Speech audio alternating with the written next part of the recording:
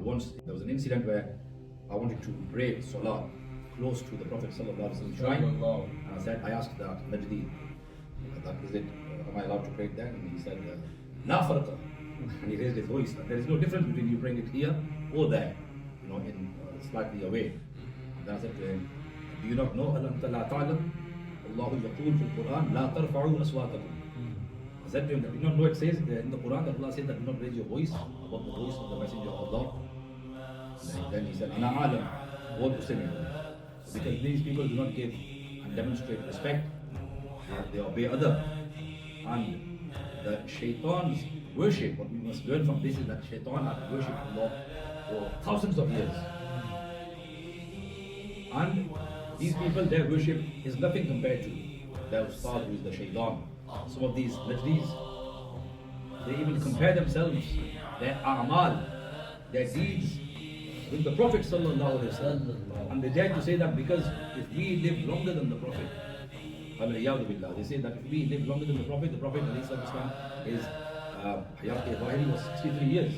So a person, a believer, can exceed the Prophet ﷺ in worship, in doing more Hajj, more Umrahs, more Nawafil. If they fail to understand, you cannot even compare the entire creation's sujood and worship put together with just one sajda of Rasulullah sallallahu alayhi wa sallam.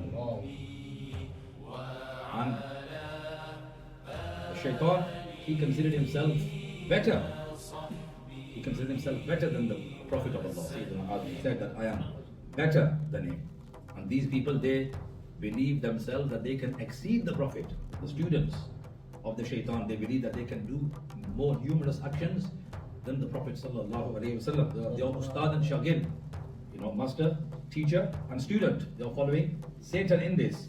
And a person can never compare himself, not even to the Sahaba Kiram radiyallahu ta'ala anhum, or the devotees of Rasulullah sallallahu alaihi wasallam. The Prophet himself said that if we donate, the nearest meaning of the hadith, the entire Mount Uhud, which stretches over many miles, we, an individual, a normal Muslim, donates the entire Mount Uhud in gold, then he cannot even reach a handful of wheat that a Sahabi Rasul has donated in the path of Allah subhanahu wa ta'ala. So how can one compare himself with the worship of Rasulullah sallallahu alayhi wa sallam? And the Prophet's real age is that he is the first creation of Allah subhanahu wa ta'ala.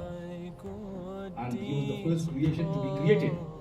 And when the Prophet sallallahu alayhi wa sallam, he said to Sayyidina Jibreel alayhi salam, that what is your age? Sayyidina Jibreel alayhi salam is the one who would bring wahi, revelation to all of the Anbiya Kiram alayhi salam from Allah subhanahu wa ta'ala.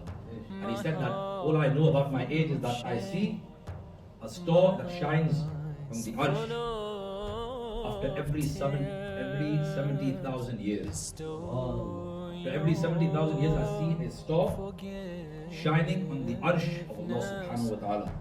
And I have seen that 72,000 times. It is beyond our calculation or estimation how long Sayyidina Jibreel alayhi salam has been living. And the Prophet sallallahu alayhi wa sallam said that was my nur that you used to see. Wo mera hi nur tha, that you would see. So when the Prophet alayhi salam has been alive, since then he was the first person, and he has what has he been doing? He has been engaged in the dhikr of Allah subhanahu wa ta'ala, in the tasbihat and the worship of Allah azza wa jal. So no one can compare his worship with the Prophet. Only a blasphemer, a blatant, an explicit blasphemer, disrespectful individual would attempt to do that and nullify his deeds and